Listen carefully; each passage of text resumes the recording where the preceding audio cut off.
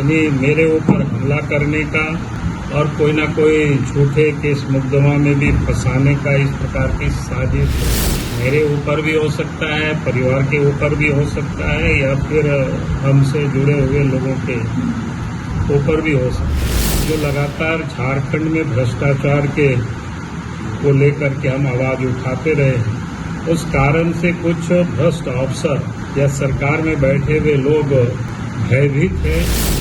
चलिए, बहुत बहुत धन्यवाद आप सबको। आज यहाँ पर कोई प्रतिपक्ष के नेता और भारतीय जनता पार्टी के अध्यक्ष के रूप में ही नहीं, बल्कि इस झारखंड प्रदेश की जनता की एक आवाज के रूप में हम खड़े हैं और लगातार हम सरकार के अंदर में जो भ्रष्टाचार है और लूट है, उसके विरोध में हम लगातार आवाज उठाते रहे।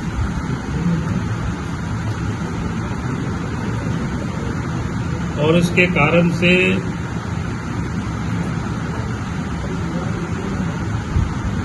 कुछ विश्वास सूत्रों से जो हमें जानकारी मिली,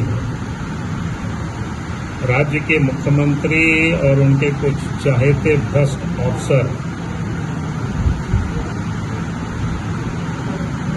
लोगों ने मिल करके डराने की, धमकाने की एक प्रकार से सुपारी लोगों ने ले रखा है।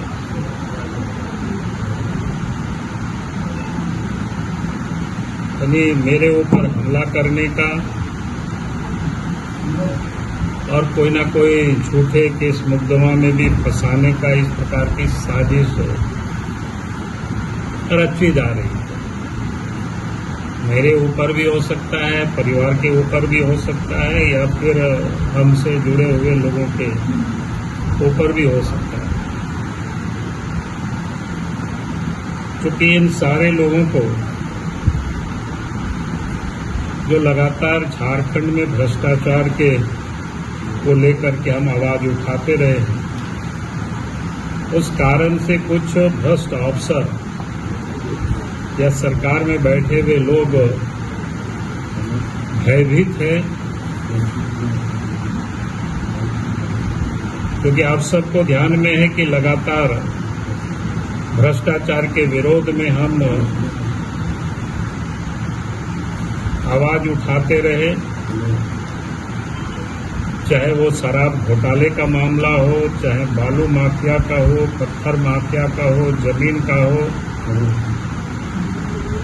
या कोयला या पत्थर की अवैध खनन जो होता है संगठित रूप से, उसका भी विरोध लगातार हम आवाज उठाते रहते हैं। फिर जेएससीसी हो, जीपीएससी हो, जैसे जितनी भी महत्वपूर्ण जो इस राज्य में घोटाला हुआ, चाहे वो ग्रामीण क्षेत्रों में जो योजनाएं हो, जिसका यानी लगातार ये जो लूट जारी रहता है, उसके विरोध में हम आवाज उठाते रहे। और आप सब लोगों के सिर्फ संज्ञान में फिर से मैं लाना चाहता हूं। अब सबको याद है 2013 में भी सरकार हेमंत सोरेन की ही रही है। उस समय भी दुमका के शिकारीपाड़ा क्षेत्र के उग्रवादियों को सुपारी दिया गया था। और उसके बाद हमने जब उस बात का रहस्योद्घाटन किया था इसी प्रकार के प्रेस के सामने, फिर अखबारों में छपा। उस समय झारखंड में भी यूपीए गठबंधन की सरकार थी और केंद्र में भी यूपीए गठबंधन की सरकार थी।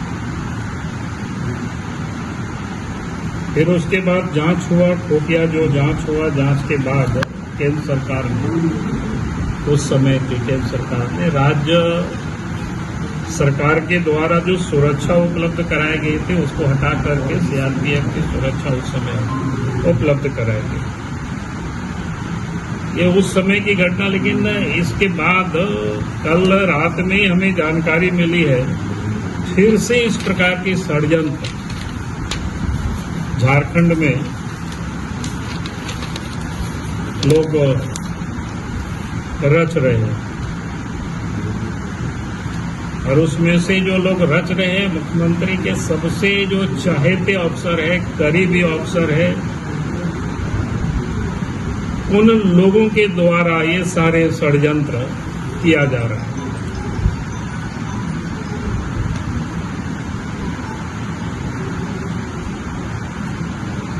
मैं इतना ही कह सकता हूं कि षड्यंत्र चाहे वो सारे लोग जितना कुछ भी करें,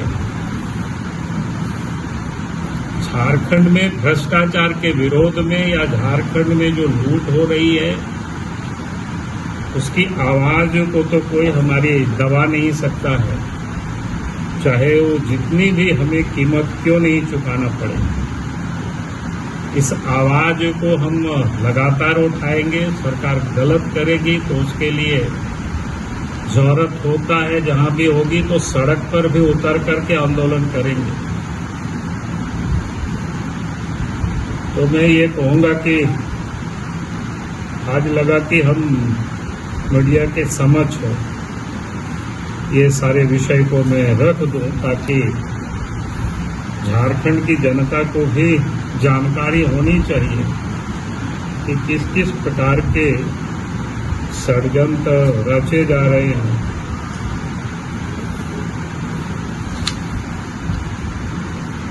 और अगर कोई भी किसी प्रकार की इसमें से घटनाएं या दुर्घटनाएं होती है तो मैं कहूंगा कि उसके सारे जवाबदेह इस राज्य की सरकार की होगी, राज्य के मुख्यमंत्री की होगी। मुख्यमंत्री के सबसे किस चहेते अधिकारी से? अब वो सारे चीज तो आप लोग जांच कर लीजिएगा, पता कर लीजिएगा, मैं इतना ही कह रहा हूँ। और जब कोई जांच एजेंसी हमसे जो बात करेगा तो मैं जरूर बता दूंगा। आप पहले भी डीजीपी का प्रकरण उठा चुके हैं और पहले में जैसा बता चुके हैं कि मुझे जान का खतरा है, फर्जी मुकदमे में फंसाया जा सकता है। कहीं आपका इशारा डीजीपी की तरफ तो नहीं है? जी, मैंने कहा कि जो जांच एजेंसी जांच करेगी तो उस समय भी मैंने बातें को उठाया था। मैंने कहा था अगर कोई सेंट्रल एजेंसी हमसे जब बात करेगी तो मैं बता दूंगा। केंद्र में आपकी सरकार है, क्या आप अपने लिए अतिरिक्त सुरक्षा? नहीं, मैं उसकी मैं कोई जरूरत नहीं समझता हूँ। फिर मैं जानकारी की, मैं तो यूं ही ऐसे ही मैं सदैव लड़ते रहा हूँ। जिस वक्त मेरे पास कुछ भी सुरक्षा नहीं था तब भी हम सरकार के गलत कामों का मैं विरोध करते रहा हूँ। और आज तो मेरे पास जितना सुरक्षा है काफी कुछ है, मैं उसके लिए अपने लिए मैं नहीं मांगता हूँ। मुझे जो जानकारियां मिली मैं उसको आप सब लोगों के समक्ष सिर्फ मैं शेयर कर रहा हूँ, ताकि मुझे लगा कि कोई बात को सुन करके यूं ही रख लेना, चुप रह जाना, वो ठीक नहीं है। जैसे मैंने आपको बताया 2013 में भी इस प्रकार की सूचना मिली थी। और आप सब लोगों की जानकारी के लिए आपने देखा होगा कि जब कोई भी हमें जानकारी मिलती है और हम सरकार को भी पत्र लिखते रहे तो आपने देखा होगा कि जिस पत्र को जब मैंने लिखा तो 1 साल या 2 साल के बाद वो पत्र की सत्यता आप सबको दिखाई पड़ी। अब साहेबगंज की घटना याद करिए, दारू को लेकर के 2022 में ही हमने मुख्यमंत्री को पत्र लिखा था। मैंने कहा था कि भाई ये घोटाला होगा, इन एजेंसियों को काम देने के लिए फिर से टेंडर किया गया और सब वही सब चीजें हुआ। तो ऐसा नहीं है कि हम हवा में बात करते हैं। हमारे पास भी जो तथ्य, जब कोई चीज जानकारी आती है तो उसको मैं अपने ढंग से फिल्टर करने की कोशिश करता हूँ। मेरे पास जितनी सूचना के तंत्र है उसको मैं उपयोग करता हूँ और तब मैं पता करता हूँ कि ये जो मेरे पास सूचना आई है वो सत्य है या सत्य से करीब है या दूर है। और जब मुझे ये पता चला कि जो भी मेरे पास सूचना मिली इस प्रकार की, तो लगा कि ये बिल्कुल सत्य के करीब है और हमें जनता से इन सारी बातों को हमें शेयर करना चाहिए। गांधी जी, ये तो आप जनता को बता रहे हैं, लेकिन एक प्रतिपक्ष के नेता के जान को खतरा है, उसके परिवार को खतरा है, तो लगता है कि केंद्रीय एजेंसी को जांच करना चाहिए और इसके लिए आप मांग कर रहे हैं?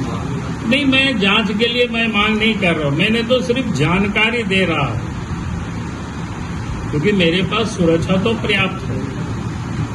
मैं उसको मैं कमी क्या ये जांच नहीं नहीं कर। होनी चाहिए उच्च स्तरीय? हमने कहा कि वो जांच करना जिसका काम है वो जांच करेगा, लेकिन जांच करने के लिए मैं नहीं कर रहा, मैं जनता को सिर्फ बता रहा हूं कि भाई ये चल रही है इस प्रकार की। जो भी जनता की आवाज उठाएंगे, उस आवाज को दबाने के लिए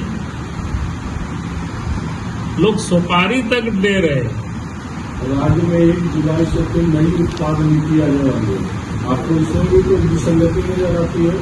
नहीं, अभी तो उस समय देखेंगे, अभी बहुत समय बाकी है। अभी तो जिस विषय पर यहाँ मैंने कह रहा हूँ इतना ही आज मैं विषय रख रहा हूँ, बाकी फिर आपको भ्रष्टाचार से ही जुड़ा मामला है तो नहीं, हम तो सब कुछ भ्रष्टाचार पर ही उठाते हैं। जो गलत होता है, जो गलत हो रहा है, जो पैसा खर्च हो रहा है वो केंद्र सरकार का भी पैसा है, तो केंद्र सरकार को क्या दिक्कत है जांच करने, क्योंकि पैसा तो उन्हीं का है।